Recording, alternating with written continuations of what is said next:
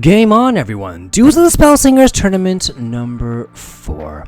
If I talk any more like this and raise my voice and then lower it immediately, I'm going to start having to clear my throat regularly.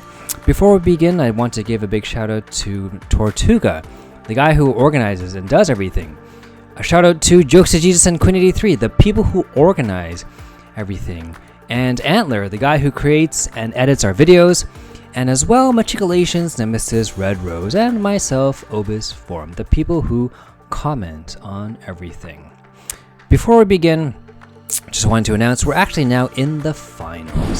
So we're past the entry rounds, past the preliminaries, past the semifinals, and into the finals. What does the finals mean? Well, we're not actually in the finals. We are not actually at our last 2 players. That's the championship. We're one step behind the championship. And we have new rules for the finals.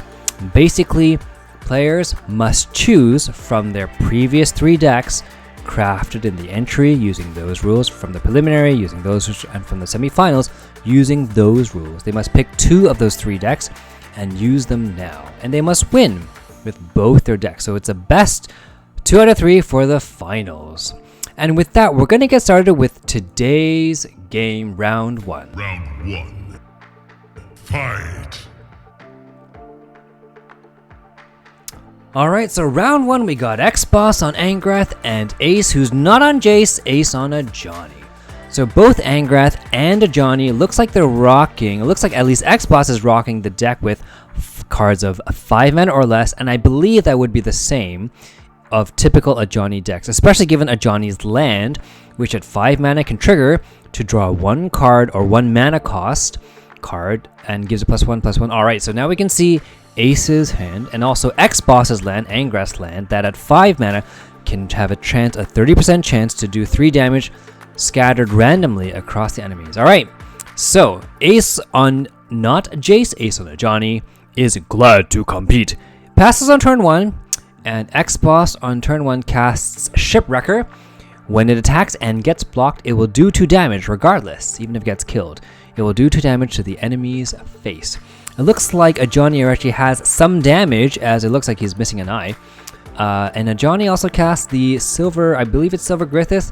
I don't think he's going to block this attack because that guy's going to do damage anyway. So it doesn't take it straight in his already damaged eye. As a result, ExBoss triggers his passive, casts Counterfeiter, blows the mana gem, and casts the 2-headed Hellhound, which when it attacks will do twice the amount of damage. So you really want to put plus damage on him and keep him alive. Alright, so Ace's turn 3 on a Johnny. I think the play is maybe Grudge Match and either kill the Headhound, which would be a suicide attack, or the Counterfeiter. Because when the Counterfeiter does damage, it will steal, or rather not steal, it will copy 1 random card from the enemy's deck. Sometimes could be something that's game breaking. Like, could you imagine if it copied a Grudge Match? It would give 1 more control card to already a very extremely aggressive Angrath deck. So that's why Counterfeiter is usually the target of these little pings and little damaged guys. So anyways, Ace does exactly that, goes in for 2 damage. ExBoss is at 25. I believe Angrath is actually one of the highest planeswalker HPs. Him and a Johnny have the 2 highest starting HPs. And they're also known for their aggressive decks. Anyways, ExBoss goes in, interestingly doesn't attack with the Hellhound, wants to keep it alive, alright? But goes in with a Shipwrecker and gets his Pirate Guide to become a 5/1 and draw a Courtly Killer. Very well done. Ace on turn 4 has 4 mana to play with. I think it's going to be Devoted Steed and Tarmogoyf. Maybe Devoted Steed to make that flying Silver Griffith guy a 3/2. But I think if you bring out Tarmogoyf so early, the only card we lost was a spell card, which makes him a 2/3, and I don't think a 2/3 is going to cut it at this stage in the game. So maybe it's just Devoted Seed and nothing else, or it could be Armadillo Cloak and heal your Griffin guy and make him huge and big with Ward. Alright, so Devoted Seed himself has +1/+1 thanks to a Johnny's passive, but then also gives +1/+1 to the Silver Griffin, making it 3/2, and I guess you could bring out Tarmogoyf for safety, but it feels like a little bit of waste. If you can be greedy for 1 more turn and lose a creature, I think it would be much better. Alright, so he does that, 2 mana left over. ExBoss Angrath on turn 4. ExBoss, do you attack or do you go with the Zozu? Because Zozu has 4 HP and nothing on a Johnny's side can do 4 damage and absorb and kill that thing, so I think it would be a very powerful tempo play. But you would start losing your 2/2s, your 2-headed thing, or your 5/1 pirate. So maybe you don't want to, you just go in for the normal attack. Alright, so there you go, he goes in for the normal attack, and I think that means he's going to either cast the Daggerclaw Imp and Shipwrecker, or the Courtly Killer and the Shipwrecker after this attack. Alright, so of course the 2-headed Hellhound gets killed, and yeah, the 5/1 gets killed, leaving the 2/2 Shipwrecker, okay, because he would have been 2 damage anyways, right? If he got blocked. So there we go, Courtly Killer becomes 4/3, and the Shipwrecker becomes a 3/2, very good. So interestingly enough, on ExBoss's side, it's 2 + 4 + 2, so even if Ace blocks, it's going to be 8 damage going through next turn. If he tries to block, it's still going to be 8 damage. Alright, Tarmogoyf becomes a 4/5, and I think it's Leonin Kincaller time, yeah. I mean, the dream would have been to Armadillo Cloak and then Leonin Kincaller, but I think that's way too greedy and a waste of your 3 mana. And also just too many creatures going in. So, yeah, so he does the Leonin Kincaller. Maybe Armadillo Cloak is going to come in later. But that means the next card Ace draws will be a 4/5 Tarmogoyf plus the +1/+1 and another +4/+4. It's going to be a 9/10. And ExBoss knows that, we know that, Ace knows that. So ExBoss goes in for the attack. No, he does. Okay, he goes in for the Courtly Killer, but we know a huge, gigantic Tarmogoyf is coming out. So we get a 4/4, sure. We get a 4/4 Virtus the Veil, great. But we need an answer to this Tarmogoyf that's going to come out as a 9/10. So Training Yard procs gives him +1/+1 on a creature. Faithful Kara blah blah blah blah cat. Yeah, so you're going to do the Tarmogoyf. It's going to be a gigantic 9/10. 3 mana left over. Maybe you can Armadillo Cloak the Leonin Kincaller or even the 4/5 Tarmogoyf. And now we're going to have those insanely large creatures that have no real answer. Okay, so Armadillo Cloak, 6/6 Leonin Kincaller, sure, why not? And doesn't play the Tarmogoyf. I think he wants to save it and just sort of see how ExBoss plays. So again, ExBoss has no good blockers. Yeah, so the Shipwreckers aren't meant to block, right? Because they only trigger their damage, or rather their effect, when they get blocked. So you don't want to block with them. But in any case, it becomes a 9/10 Tarmogoyf. Wow. So ExBoss really needs to draw a Sinister Southpaw, which is now 5 mana thanks to the update.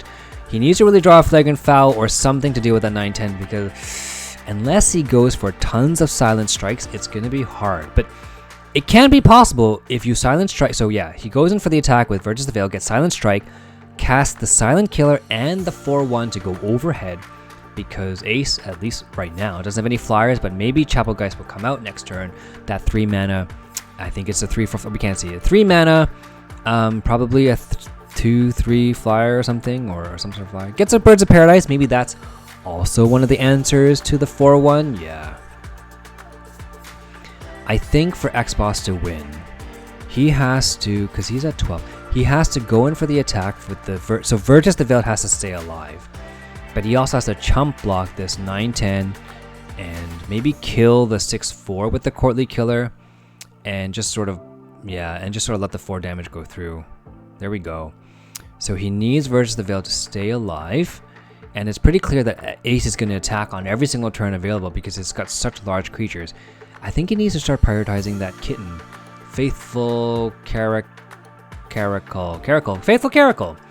Alright, the Faithful Cat. He needs to start triggering because we know that Virtus the Veiled gave ExBoss a Silent Strike. Okay, so with Rage Runner, so that's going to be 6 damage plus 3. That's 9 damage, bringing Ace to 3. Yeah, that's 9 damage, bringing Ace down to 3. And with a Rage Runner, that's a guaranteed 3. If you sneak, I think that's game. As long as ExBoss can block the next coming attack, which we know he can, based on the cards presented, and he can still take some damage to the face, I think it's pretty much game, yeah. So Ace has to attack with the 3/3, hoping to get 2 healed, which he will, but as long as ExBoss has a single creature remaining, he can Silent Strike and win next turn. So Silent Strike gives +2 damage and sneak, and as long as even the 3/1 guy lives, he can Silent Strike and win. So he just has to live through this turn, and ExBoss will win next turn. I think we all know that. I think Ace also knows that, so he's probably gonna just, yeah, all in attack, right? Even though he gets up to 5 life, that's not enough. So all we need is 1 creature to live, and ExBoss can basically win next turn because he has Silent Strike, because he has Sneak with +2 damage. Alright, 6/4 blocks to 3/3, 4/1 blocks to 4/3, 1 damage comes through, 6 damage comes through, and we all know it. It's going to be Silent Strike next turn. It's going to be the end of the game. So it's a pretty explosive match, and it was just inevitable with all these Silent Strikes, right? There's nothing you can do against Sneak. We don't know which of the coast will actually nerf that later. Some players have cried for a nerf or a counter to Silent Strike, but right now, no such luck. So, your skill is impressive, well deserved, says ExBoss. Silent Strike verges the field. Attack Ace directly and does 8 damage, bringing Ace down to -3. Just like that, ExBoss with an explosive round between 2 aggressive players wins round 1. So well done, ExBoss. You are going to go to round 2 and use your next planeswalker. So let's see what that is. Round 2. Fight. Alright, so we're going to get round 2, fight. And we're going to see ExBoss. Okay, ExBoss on Cura, I think. Just looking at the opening hand, it's going to be Cura with cards that cost 4 mana or more. Yeah, epitome of might. We're going to probably see Arcanist, the Primeval Titan, the Frost Titan. Awesome. So I'm looking for a nice long game of Cura versus a super aggressive, super early game, super build-up-y Ace on, not Jace, Ace on a Johnny. So let's see how this works. Greetings. Well, look who it is, says Cura, passing on turn 1. Ace says nothing because maybe he can't see it with his... No, Ace says a fortuitous development. And on turn 1, what do you play? Do you play anything for... Okay, he plays a Silver Griffin, blows a mana gem, trying to get pressure. Let's see if that pays off. ExBoss's answer to early game pressure, or to any pressure really, is that 5 mana Mist Raven that can unsummon things. Unsummon will undo all the buffs. So Ace on turn 2 plays Devoted Sea, gives +1/+1, makes it a 2/4 Silver Griffith. 2 damage. Alright, so slowly chipping away at ExBoss, but it's not that okay. So there we go. We see the Mist Raven drawn by ExBoss, and that's basically his health insurance. By the way, if we're not sponsored by any insurance companies, if you'd like to sponsor us, please do leave us a shout, like, comment, and subscribe, and then also ask us to sponsor us. We'd appreciate it. In any case, so Ace on turn 3, how will you deal with the upcoming mana that is, given by the Tideshaper? So drum up support, it gives 3 cards. One of them is a +2/+0, +0/+2, and the last card is a 1/1 soldier. Probably going to buff the Griffin, yeah, just for more damage, right? More damage overhead, trying to squeeze ExBoss. But ExBoss on 5 mana has the perfect answer. I mean, it's not a hard counter, but it really is a hard counter to a Johnny's passive. So it's not it's not flagrant foul, it's not outright destruction, but it is a hard counter to all the buffs given on that single creature. And just like that, ExBoss has relieved all the pressure. Pretty much the entire board is relieved of all pressure from a single unsummon. That's the power and really the weakness when playing a Johnny. When players play against a Johnny, rather, you can unsummon, and that's how you defeat him, if you can unsummon quite a few times. So a Johnny Skirmisher comes out at already +2/+2/2 thanks to a Johnny's passive. And every time you buff a Johnny's Skirmisher, it gains +1 damage, or rather +1 damage. So that's where the extra 1 damage came from, even though he had a +0/+2 buff. So Johnny Skirmisher looks like he's getting buffed up the butt. Grudge Match kills the Mist Raven. Perfect answer for Mist Raven, Grudge Match. And now, just like that, it says swing on to ExBoss's. Okay, never mind. Swung back to ExBoss's favor with another Mist Raven. But the question is, do you really want a Mist Raven, a 5/2? I don't think so. Maybe, yeah, just Octopummeler. Big health for relatively low costs of mana, trying to, live through that Johnny Skirmisher. But I believe Ace has a path to exile, and we really have to see how disciplined of a player he is. Okay, there we go. Can he Stoneforge Mystic? Alright, perfectly. Read my mind. Can you Stoneforge Mystic and sort of keep the Johnny Skirmisher alive? Let's see, we got Flying, Reach for 1. Yeah, maybe it's Flying. And that way he can attack overhead. Becomes a, what? A 6-3? No, a 7-3 flyer. Trample. 7-3 flyer trample, boom! Takes ExBoss down from 18 to 11, because I'm good at math. And then, so Ace is sort of disciplining himself, not using the Path to Exile, not happy trigger finger on that 8-8. But that 8-8 Octopus is going to go in. And the only question is, how does Ace deal with it? And he's probably going to block with the 1-1, that's why it's there. But then at 7 mana, what do you do? Do you Primeval Titan? Do you Mistraven? Maybe the answer is Mistraven, yeah, because that guy, you can't take it again, right? And just like that, ExBoss has again dealt with the board pressure, and again reduced the board pressure to virtually 0. I mean, it's not 0, but your board is huge, and Ace has no answers to your 8-7. Unless he has Smite the Monstrous or another Path to Exile, Ace is really lacking. Because even if you Path to Exile, you're going to give 1 mana to ExBoss, which is going to help him get to his 10 mana goal.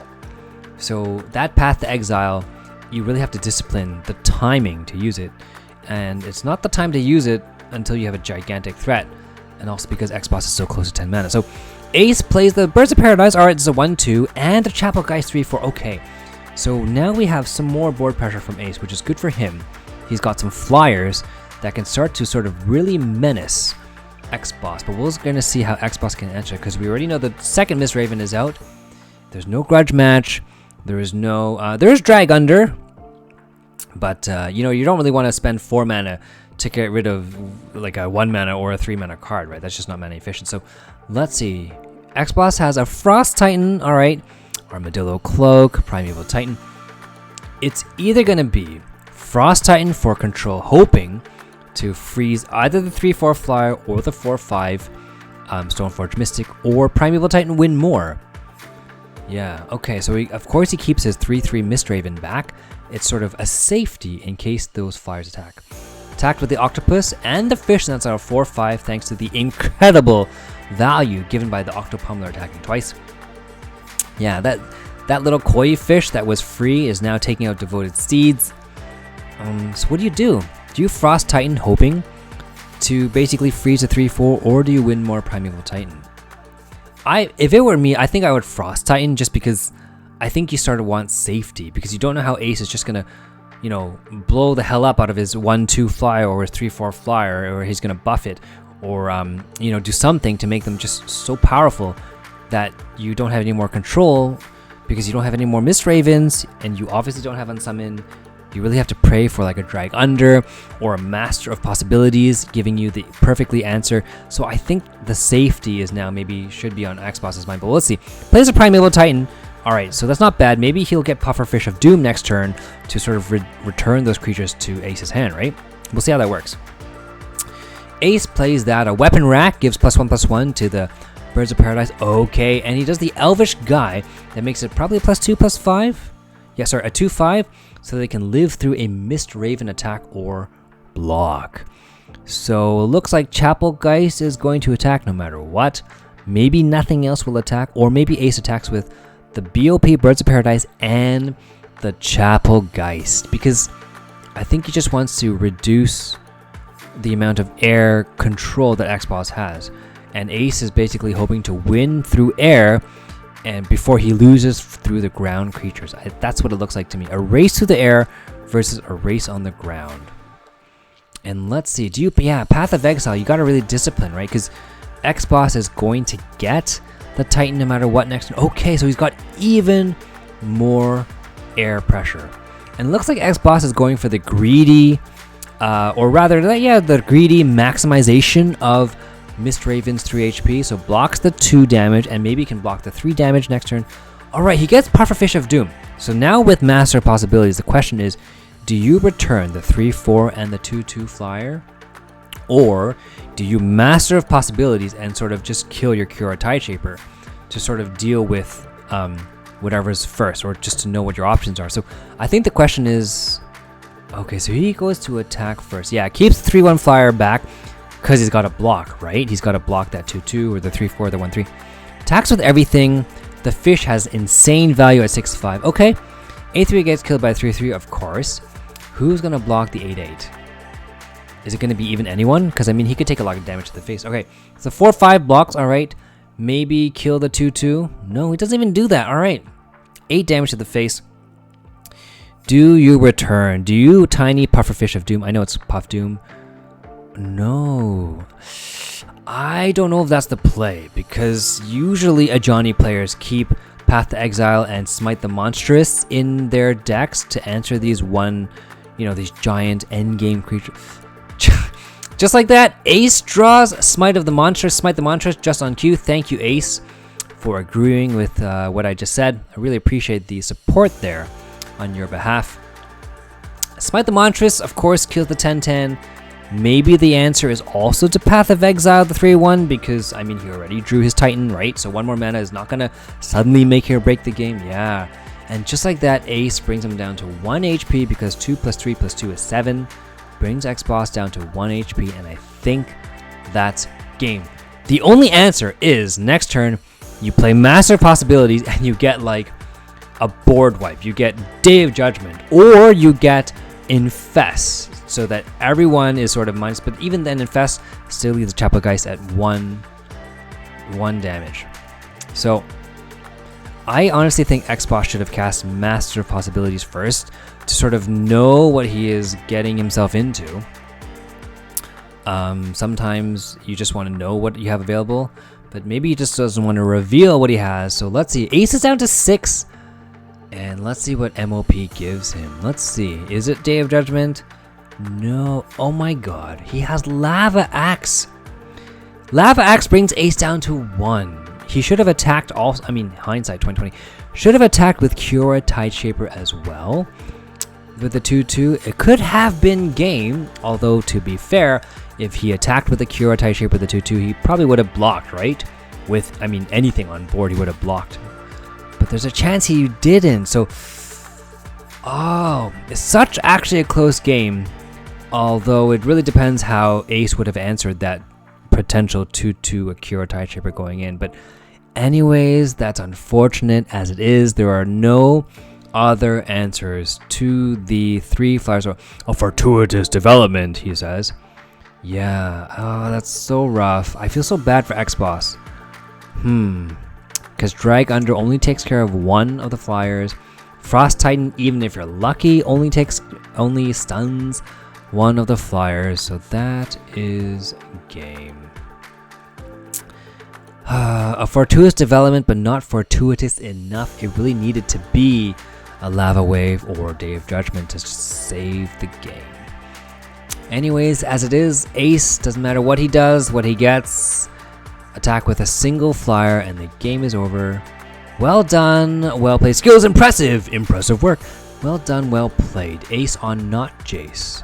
Ace on Ajani. So just like that, Ajani has won round 2. Let's get into round 3. Final round. Fight. All right, round 3, fight. Round 3, we're gonna see ExBoss on Cure again. And we're gonna see Ace on Jace with the beautiful strong face with the white tattoos. It's gonna take face damage. Alright, so yeah, we remember from last time, Ace on Jace with the beautiful face has the Fair Fight, Sylvia Brightspear, Day of Judgment, has the Achroma, I think maybe a second Day of Judgment, and Paragon of Power. Or is it Paragon of Virtue? Anyways, well, look who it is, says ExBoss. It is I, Ace on Jace with the beautiful face. Let's see what makes you tick, says Ace. I'm reading a children's storybook. And the refreshment stand gave Ace a dun dun dun dun, drum roll please, a Sky Knight Legionnaire. And Ace on turn 1 has passed, he said. ExBoss's turn on turn 2 also passes, he said. Anyways, now that we're done, alright, Paragon of Balance, that's what it's called. My apologies, ladies and gentlemen. It's called Paragon of Balance. Ace on Jace passes on turn 2. ExBoss on Kiora plays Kiora's Tideshaper, gets +1 mana. And now Ace is on turn 3. Do you remand? Do you remand? Because you know he's going to have 5 mana. No, he plays Skynet Legionnaire. Okay. Alright, Skynet Legionnaire 2/2, Flying Haste. red-white creature thanks to Kira's refreshment stand. Kira herself got Niv Mizzet.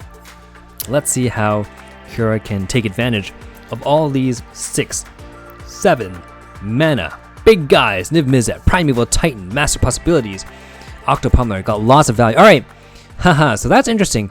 5 mana Mistraven versus a 3 mana Haste. But the difference is Ace on Jace doesn't have mana ramp, so that's actually not too bad. Sometimes in my game, Mistraven can go in and return another Mistraven so that they keep returning each other just to gain some sort of value or tempo. Anyways, Ace on Jace plays Remand, which is super interesting because, I mean, all Kira has is things that are 6 mana. I mean, he's not going to drag under, right? So he attacks with a 3/3, alright, of course. And no matter what, he's going to get remanded, and just like that, turn 6 has been wasted. Let's see how well and effective this one wasted turn becomes Ace on Jace's favor. By the way, if you guys hear some whirring sound in the background, you are not hearing it. You just haven't taken your medication for today. Remember to take your medication. Alright, Jace's Apprentice goes in for the attack, gets blocked by the 0/1 fish, jump block. And let's see, with so many cards in hand. Cerulean Dragon. Alright, 4 mana, 2/2 flyer. When you draw a card, gets +1/+1. Mistraven attacks. Of course, he's not going to get blocked because Cerulean Dragon wants to. But yeah, so Ace tanks it with his face. Very strong jawline. Comes from a very good blood, has very strong blood lineage. Very good genetics from the Bellerin family.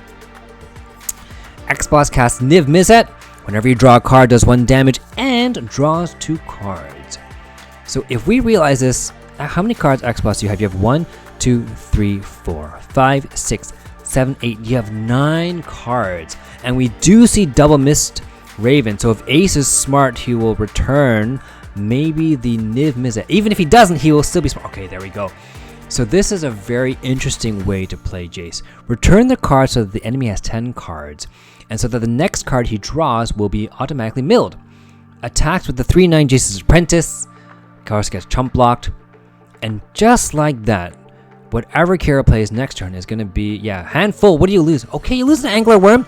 That's not too bad. I mean, you have bigger threats in your hand. So losing Angler Worm is, sort of a whatever. But let's see what you do at 8 mana. Do you go for Primeval Titan? I think maybe that's the play. Niv Mizzet is out of the question because you're going to draw yourself into Oblivion. Maybe Master Possibilities as well. Hoping for some cards to deal with those Cerulean Dragon or that Mist Raven. Do you Primeval? Okay, so Primeval Titan, probably attack with the 3/3. Hoping to at least take out the opponent's... Okay, doesn't do that. So again, ExBoss has 1, 2, 3, 4, 5, 6, 7, 8, 9 cards in hand. I think if Ace... if Jace does the other Mist Raven... Then when ExBoss goes on 10 mana next turn, he's going to lose his Titan and his next draw. There we go. Yeah, return the Primeval Titan, right? Perfect. That was an amazing play. So, yeah, so the Mist Ravens, 1 divided by 1 is 1. I was going to say 0. That doesn't make sense. I'm good at math.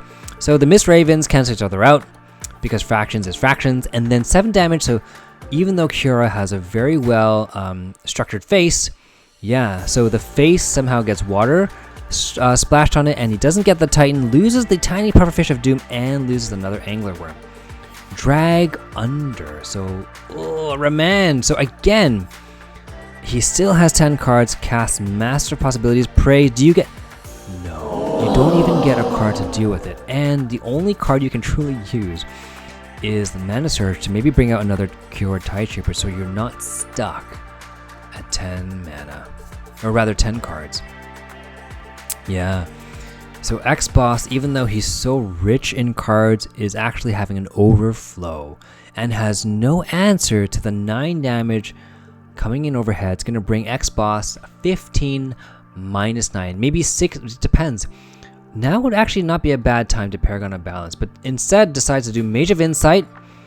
Alright, Mage of Insight becomes at 10 damage. 15 minus 10 is 15.